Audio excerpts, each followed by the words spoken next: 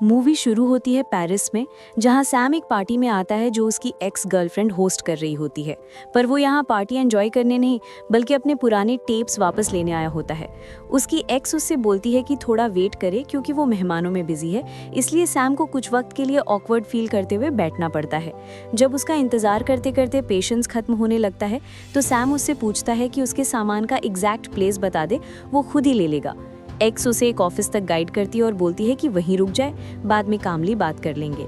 Corridor में घूम रहे ड्रंक लोगों को इग्नोर करते हुए सैम ऑफिस में चला जाता है और शांति से देखने के लिए डोर लॉक कर देता है। जैसे ही उसे अपनी चीजें मिलती हैं, अचानक उसकी नाक से खून बहने लगता है, तो वो टिश्यूज लेकर थोड़ा रेस्ट करने बैठ जाता है। धीरे धीरे वो सो जाता है, इसलिए कुछ देर बाद बाहर होने वाले शाउटिंग और फुल क्योस की उसे बिल्कुल आवाज नहीं आती। अगली सुबह जब सैम उठता है और निकलने के लिए सामान उठाता है, तो डोर खुलते ही वो शॉक में आ जाता है क्योंकि पूरा घर बिगड़ चुका होता है और हर जगह खून होता है। खुद को बचाने के लिए एक रैंडम ऑब्जेक्ट पकड़कर सैम अपार्टमेंट से बाहर झांकता है और देखते ही समझ जाता है कि सारी पार्टी वाले लोग, इंक्लूडिंग उसकी एक्स, ज़ॉम्बीज बन चुके हैं। जैसे ही वो उस पर अटैक करने की कोशिश करते हैं, सैम जल्दी से डोर क्लोज कर देता है। फिर विंडो से बाहर देखते ही उसे पता चलता है कि पूरा शहर इसी हालत में है। ज़्यादातर लोग ज़ॉम्बीज बन गए हैं और जो थोड़े बचे हैं उनका शिकार हो रहा है। स्ट्रीट्स भी बर्बाद होती दिखती हैं और जब एक फैमिली कार से भागने की कोशिश करती है तो हॉर्न की आवाज़ सुनते ही ज़ॉम्बीज उसे घेर लेते हैं और मार डालते हैं। इसके बाद सैम जैकेट्स और बैग्स चेक करता है जो गेस्ट्स छोड़ गए थे, और उनके फ़ोन्स मिलने पर वो उनके हेल्प कॉल्स और लव्ड वंस को भेजे गए लास्ट मैसेजेस सुनता रहता है। जब कॉरिडोर में आवाज़ बंद होती है तो सैम अपार्टमेंट से निकलकर रूफ पर चला जाता है, पर उसे कोई भी जिंदा इंसान या हेल्प नज़र नहीं आती। फिर सैम डिसाइड करता है कि सरवाइव करने के लिए जो भी करना पड़ेगा करेगा, और पहला काम रूम्स को क्लीन करना शुरू करता है ताकि इन्फेक्टेड ब्लड हटा सके। अचानक नीचे वाले फ्लैट से अजीब सी आवाज़ आती है और फिर एक गोली फ्लोर में एक होल बना देती है। सैम होल से झांक कर देखता है कि नीचे वाला नेबर खुद को शूट कर चुका है। जिज्ञासा में वो वॉल से एक मेटल बार निकालकर होल को इतना बड़ा करता है कि वो नीचे उतर सके।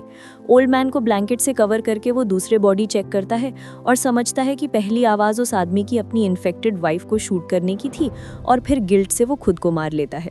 सैम किचन में जाकर फूड कलेक्ट करता है, उस आदमी की गन उठाता है और जितनी बुलेट्स मिलती हैं सब रख लेता है। कॉरिडोर ज़ॉम्बी से फ्री हो तो वो बाहर निकलकर नीचे की तरफ जाता है, हर डोर को क्लोज करता हुआ। बिल्डिंग के एंट्रेंस तक पहुंचकर वो ज़ॉम्बीज़ को बाहर देखता है और तुरंत डोर बंद करके अपने आप को सेव कर लेता है। बिल्डिंग सिक्योर होने के बाद सैम केयरटेकर के रूम में जाकर सारे अपार्टमेंट्स की कीज ले लेता है, विंडो के थ्रू आ रहे ज़ॉम्बी को इग्नोर करते हुए। उसे एक ट्यूना कैन भी मिलती है जो वो तुरंत खा लेता है। फिर सब सप्लाईज एक जगह जमा करके कीज को अपार्टमेंट नंबर के हिसाब से ऑर्गेनाइज करता है। पहला अपार्टमेंट में उसे एक ज़ॉम्बीफाइड फैमिली मिलती है जो उस पर अटैक कर देते हैं, पर स्ट्रगल के बाद भी वो ज़ॉम्बी को डोर धक्का दे देता है। फिर वो जल्दी से बाहर निकलकर डोर बंद करता है और उस पर एक एक्स मार्क बना देता है ताकि फ्यूचर में वहां ना जाए। उसके बाद सैम बाकी अपार्टमेंट्स चेक करता रहता है जो थैंकफुली सब खाली निकलते हैं। जहाँ जहाँ फूड मिलता है वो ले लेता है और कभी कभी रैंडम आइटम्स जैसे पेंट बॉल गन भी उठा लेता है। सैम म्यूजिशियन होता है, इसलिए उसे एक MP3 प्लेयर, कुछ होल्ड कैसेट्स और हत्ता की ड्रम्स का सेट मिलकर काफ़ी खुशी होती है। जब सब अपार्टमेंट्स हो जाते हैं और उसके पास फेस मास्क आ जाता है, सैम एग्जिट ही करने वाला होता है कि एलिवेटर सडनली मूव करता है और उसमें एक ज़ॉम्बी दिखता है। ज़ॉम्बी अग्रेसिव नहीं होता है, इसलिए सैम उसे मारने के बजाय आयरन फैंस को बेल्ट से बांध देता है ताकि वो बाहर ना आ सके। शाम को सैम फूड खाते हुए अपने ओल्ड टेप सुनता है जिससे उसे कई पुरानी यादें याद आती हैं। अगले दिन वो बाहर ज़ॉम्बीज़ को ऑब्जर्व करता है, फिर कलेक्टेड फूड को प्रॉपर्ली राशन करके एक नोटबुक में रिकॉर्ड बनाता है। विंडो पर मिट्टी में ग्रिड बनाकर डेज काउंट करना भी शुरू कर देता है। फिर वो अपार्टमेंट में इधर उधर देखते हुए ड्रम्स बजाकर अपना स्ट्रेस उतारता है, लेकिन नॉइज से ज़ॉम्बीज़ विंडो के पास आ जाते हैं, इसलिए उसे काफ़ी केयरफुल होना पड़ता है। दिन बीतते जाते हैं और सैम खुद को बिजी रखता है। विंडो पर डेज मार्क करता है, अपना मील्स बनाता है और कभी कभी रात को रूफ पर जाकर खाली सिटी को देखता है। पेंटबॉल गन से वो एक गेम क्रिएट करता है जिसमें स्ट्रीट पर ज़ॉम्बीज़ को शूट करता है और अपनी एक्स की पिक्चर्स पर उन्हें क्रॉस करता रहता है। रैंडम ऑब्जेक्ट से साउंड्स रिकॉर्ड करके वो उनसे म्यूजिक भी बनाता रहता है। एक दिन सैम को स्ट्रॉन्ग स्मेल का एहसास होता है और नीचे वाले अपार्टमेंट में झांक कर देखता है कि बॉडीज गलने लगी हैं। वो दोनों बॉडीज को उठाकर बैल्कनी में ले जाता है, पर उन्हें ट्रैश की तरह फेंक नहीं पाता। इंस्टेड वो उन्हें स्लीपिंग बैग्स में डालकर उनके बेड पर ही रख देता है और साथ में उनकी इंपॉर्टेंट बिलोंगिंग्स भी रख देता है। एक छोटा सा साइलेंस होल्ड करके सैम रूम से निकल जाता है और स्मेल को कंट्रोल करने के लिए डोर पर टेप लगा देता है। बाद में सैम शावर लेने जाता है लेकिन पानी बीच में ही बंद हो जाता है। रात को बेड पर लेटे हुए उसे एक अजीब सी साउंड सुनाई देती है और वो देखकर शॉक हो जाता है कि एक पूरी होड़ उसके रूम में घुसकर उसे खाने आ रही है। डर के मारे सैम चीखने लगता है, पर तुरंत ही होश में आता है और समझता है कि ये सब एक नाइटमेयर था। अगले दिन सैम अपनी रूटीन में वर्कआउट ऐड करता है। वो बिल्डिंग के अंदर ही म्यूजिक सुनते सुनते रनिंग करता है। एलिवेटर के पास रुककर वो वहाँ बंद आदमी का हाथ टच करने की हिम्मत करता है और उसे अल्फ्रेड नाम दे देता है। कुछ दिनों बाद फाइनली बारिश होती है तो सैम बहुत सारे कंटेनर्स रखकर पानी कलेक्ट करता है और अपना बॉडी वॉश करता है। फिर वो एलिवेटर के साइड बैठकर सिगार जलाता है और अल्फ्रेड से एक तरफा बातें करता रहता है, कन्फेस करते हुए कि सबसे टफ पार्ट ये है कि उसे अपनी फैमिली के बारे में कुछ पता नहीं। कुछ समय बाद सैम विंडो पर पेंटबॉल गन के साथ होता है और स्ट्रीट में एक कैट देखकर बिल्कुल हैरान हो जाता है। वो तुरंत नीचे दौड़ता है और डोर खोलता है, ध्यान रखते हुए कि आसपास ज़ॉम्बीज न हो। फिर वो ट्यूना कैन खोलकर कार के नीचे छिपी हुई कैट को ऑफर करता है। कैट हेजिटेंट होती है पर स्मेल से अट्रैक्ट होती रहती है। तभी एक अचानक नॉइज उससे डरा देता है और कैट वापस भाग जाती है। परेशान सैम अपना वेपन साइड में रख देता है और डोर खुला छोड़कर चुपचाप कैट ढूंढने लगता है। वो कार्स के पीछे रहता है पर एक ज़ॉम्बी फिर भी उसे देख लेता है। सैम तुरंत एक व्हीकल में घुसकर विंडो से ज़ॉम्बी को किक मार देता है, पर फटाफट ही दूसरा ज़ॉम्बी भी आ जाता है। सैम जल्दी से बैक सीट में शिफ्ट होता है और पैसेंजर डोर से निकलकर बिल्डिंग की तरफ फुल स्पीड में भागता है। डोर क्लोज कर देता है ज़ॉम्बीज के पहुंचने से पहले। वापस अपार्टमेंट में आकर सैम विंडो से देखता है तो कैट ज़ॉम्बीज के सामने कामली बैठी होती है, तो वो उसे शूट कर देता है। फिर उसे फ्लोर पर खून नजर आता है और समझता है कि कार वाले ज़ॉम्बी ने उसे इंजर कर दिया था। वूंड क्लीन करके वो मिरर के सामने वेपन लेकर बैठ जाता है। उसकी बॉडी में इन्फेक्शन का कोई क्लियर साइन नहीं होता, पर उसे यकीन भी नहीं होता कि वो सेफ है। इसीलिए वो गन को ऐसे पोजीशन में रखता है कि अगर जरूरत पड़ी तो खुद को ही मार सके। सैम कुछ देर वहां बैठा रहता है और धीरे धीरे सो जाता है, जिससे गन स्लिप होकर एक बुलेट फायर कर देती है। लकी फॉर हिम सैम बच जाता है और उठकर देखता है कि वो बिल्कुल नॉर्मल है। ये देखकर वो खुशी से हंसने लगता है। कुछ समय बाद जब सैम प्लांट्स का ध्यान रख रहा होता है, उसे एक वेग सी आवाज सुनाई देती है, पर कोई रिप्लाई नहीं आता। विंडो से झांकने पर उसे सामने वाली बिल्डिंग में एक इंसान दिखता है, पर वो समझ नहीं पाता कि वो ज़ॉम्बी है या लिविंग ह्यूमन। रूफ पर जाकर वो क्लियरर व्यू लेने की कोशिश करता है, पर कोई लाइफ का साइन नहीं मिलता। मौसम ठंडा होने लगा है, तो सैम वापस आकर पिल्लोस का एक छोटा सा फोर्ट बनाता है और पानी गर्म करने के लिए फायर जलाता है। रिलैक्स करने की कोशिश में ही उसे फिर आवाज़ें सुनाई देती हैं, पर वो जल्दी ही गायब हो जाती हैं। कुछ दिनों बाद फूड कम होने लगता है, तो सैम एक बैग लेकर सप्लाईज ढूंढने बाहर जाने का सोचता है, पर ये सिर्फ उसका इमेजिनेशन होता है, क्योंकि लास्ट मोमेंट पर वो बाहर जा नहीं पाता। एक्सट्रीम लोनलीनेस में सैम ड्रिंकिंग शुरू करता है और एक दोपहर अल्फ्रेड पर चिल्लाता है, बोलते हुए कि उसने दिनों से ज़ॉम्बीज नहीं देखे और अब दोनों ही अकेला रह गए हैं। गुस्से में वो अल्फ्रेड पर ड्रिंक गिरा देता है, जिससे अल्फ्रेड का दरवाज़ा जोर जोर से शेक होने लगता है और सैम और ज़्यादा फ्रस्ट्रेटेड होकर चिल्लाने लगता है। गुस्से में बॉटल वॉल पर फेंक देता है और भागकर अपार्टमेंट में वापस आ जाता है। लोनलीनेस बर्दाश्त ना कर पाने की वजह से सैम फिर ड्रम्स बजाना शुरू करता है, जिसका नॉइज ज़ॉम्बीज को अट्रैक्ट करता है। बाहर सारे ज़ॉम्बीज विंडो के पास जम जाते हैं और सैम उन पर चीखता रहता है। कुछ देर बाद सैम अल्फ्रेड से माफ़ी मांगता है अपनी सारी गलतियों के लिए। कुछ समय बाद जब सैम अपने लास्ट बचे हुए फूड को राशन कर रहा होता है और अपने पुराने टेप सुन रहा होता है, फैमिली की वॉइसेस सुनकर वो इतना इमोशनल हो जाता है कि टेबल से सारी चीज़ें हटाकर नीचे गिरा देता है। शाम को उसे एक नॉइज सुनाई देता है और इस बार बिना सोचे समझे वो दरवाजे पर फायर कर देता है। होल में झांकने पर वो टूट जाता है, क्योंकि वो एक नॉर्मल औरत थी, ज़ॉम्बी नहीं। सैम उसे उठाकर बेड पर रखता है, उसके जख्म ट्रीट करता है और बुलेट निकालते हुए उसे प्लीज स्टे कहकर विनती करता रहता है। रूम से निकलकर उसे उस औरत का बैग मिलता है, जिसमें एक रोप और हुक होता है। अगली सुबह जब सैम उदास होता है, उसे एक आवाज़ सुनाई देती है और उसे पता चलता है कि वो औरत जिंदा बच गई है। सैम उसे पिजन सूप खिलाता है और धीरे धीरे उसके बारे में जानता है।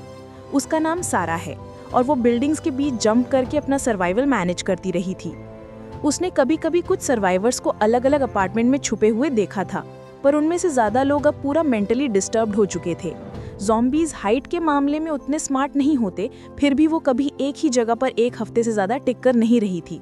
सैम उसे बताता है कि ये बिल्डिंग रिलेटिवली सेफ है, पर सारा अभी डाउटफुल रहती है क्योंकि पिछली रात जो गनशॉट हुआ था उसने ज़ॉम्बीज़ का ध्यान यहाँ की तरफ खींच लिया था और वो जानती थी कि आखिर में ज़ॉम्बीज़ दरवाज़ा तोड़ ही देंगे क्योंकि उनके पास और करने को होता ही नहीं है। कुछ देर बाद सैम अपनी रोज़ की तरह बिल्डिंग का राउंड लगाता है और इस बार सारा भी उसके साथ चल देती है। जब वो अल्फ्रेड के रूम के सामने से गुजरते हैं सारा काफ़ी घबरा जाती है, पर सैम उसे यकीन दिलाता है कि अल्फ्रेड कभी उन्हें खाने की कोशिश नहीं करेगा। बाद में सैम फिर से अपना म्यूज़िक बनाना स्टार्ट करता है और वो हैरान होता है देखकर कि सारा भी उसके साथ हेल्प कर रही है, जिससे सैम को काफ़ी टाइम बाद एक नॉर्मल सा फील होने लगता है। शाम को सैम सिगरेट पीते हुए अल्फ्रेड से बात करता रहता है और सोचता है कि क्या वो थोड़ा बेटर सर्वाइव कर पाएगा क्योंकि अब उसके पास किसी की कंपनी तो है। धीरे धीरे दोनों के पास खाने का स्टॉक ऑलमोस्ट खत्म हो जाता है, इसीलिए सैम को एक टफ डिसीजन लेना पड़ता है। वो फिर से उस एक्स वाले दरवाजे के पास जाता है, उसमें छोटा सा होल बनाता है और अंदर मौजूद सभी ज़ॉम्बीज़ को गोली मार देता है। अब वो बिना रिस्क के अंदर जाकर सारा खाना जमा कर सकता है। अपार्टमेंट लौटने पर सैम देखता है कि सारा वहाँ नहीं है। वो टेंशन में उसे ढूंढता है और फाइनली उसे रूफ पर पाता है।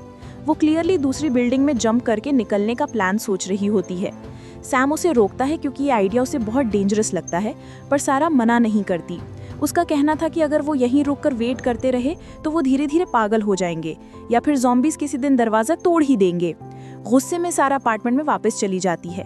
सैम उसके पीछे जाता है, पर जब सारा उसे जवाब नहीं देती तब उसके दिमाग में एकदम से सब फ्लैश होने लगता है।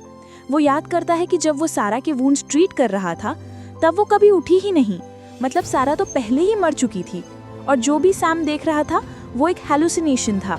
जब सैम रूम में घुसता है तो वो सच में सारा का डेड बॉडी बेड पर पड़ी देखता है।